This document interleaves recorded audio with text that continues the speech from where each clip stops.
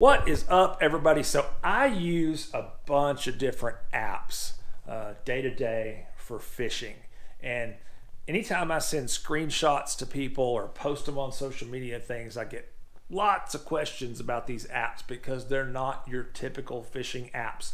So today I'm going to go through my top fishing apps. Number one is one of my go-to fishing apps that I use almost every day, if not every day, and sometimes multiple times throughout the day.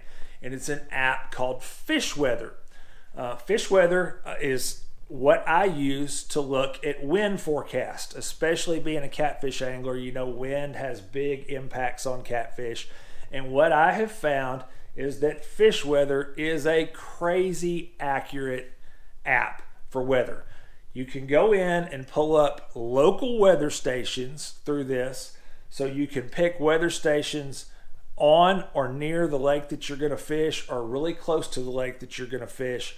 And their forecast for wind, for some reason, are insanely accurate. Now, next is a pretty common one, but the Navionics boating app. You go in, you download this on your phone, and what I use this for is not so much when I'm fishing, but when I get home from fishing, or when I'm thinking about going out the next day, or when I'm driving down the road and I stop at the gas station and then all of a sudden something hits me that I start thinking about, and I've got these detailed topographic maps on my phone that I can go and zoom in and look real time at different areas on the water, so I can satisfy my curiosity about different areas that I want to go look at, or I can plan my trip. Next is an app called Dark Sky. This is a weather app. It does local weather forecasts, and you go in, you choose your location, and it does these like hyper local weather forecasts. So when I go out to the lake and I pull up to the marina, I'm about to launch the boat, maybe there's rain and stuff coming in, I can pull up Dark Sky and it's going to tell me rain is coming in 18 minutes, and then it will go through other details, and you can actually kind of see where it will start and stop for that specific location. It's like specific weather forecast to a really specific area, not just a city. Again, insanely accurate. Now another one, and this is a fishing specific app, but it's called Angler, A-N-G-L-R. I started using this app a few years ago. They came out with this little Bluetooth device called a Bullseye, I believe. You can like clip it on a hat or something.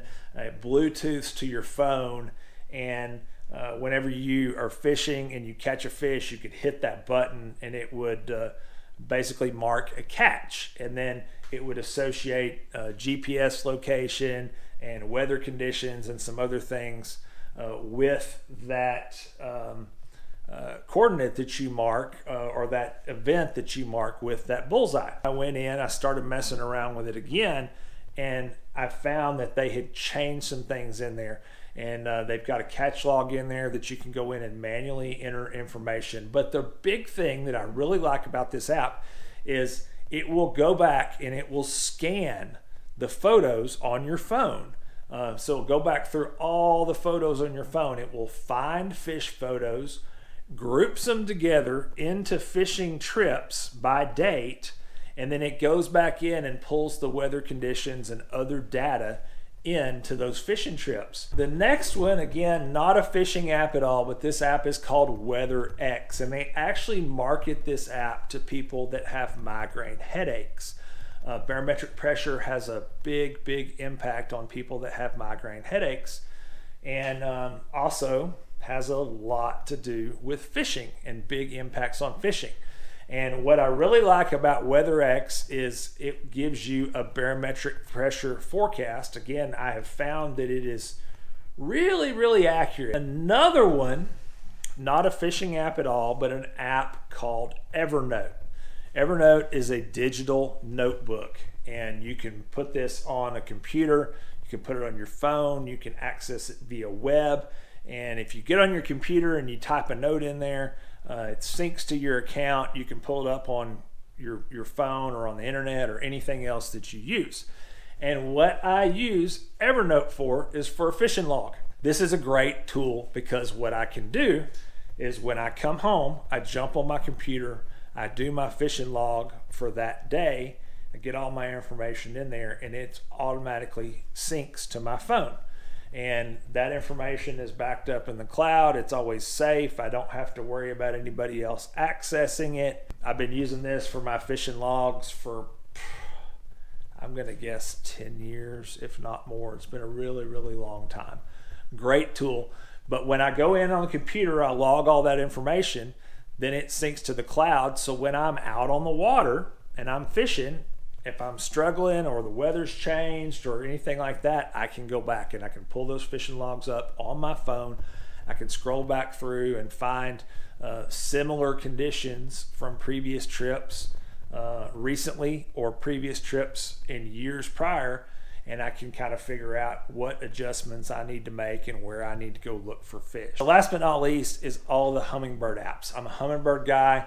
I keep all the Humminbird apps on my phone. Obviously, if you're a Lowrance or Garmin user, then Humminbird apps aren't going to help you, but I rely on these apps quite a bit. The FishSmart app, you Bluetooth to your fish finder, and you can use the FishSmart app to transfer waypoints. You can drop routes to follow with your trolling motor if you're going to use iPilot or iPilot Link. You can update your fish finder. You can download maps with the FishSmart app and transfer them to your fish finder. There's all sorts of different things that you can accomplish between the Humminbird and the FishSmart app. Tons of different resources and ways to move data around, do updates, manipulate data. So the FishSmart app is a great one.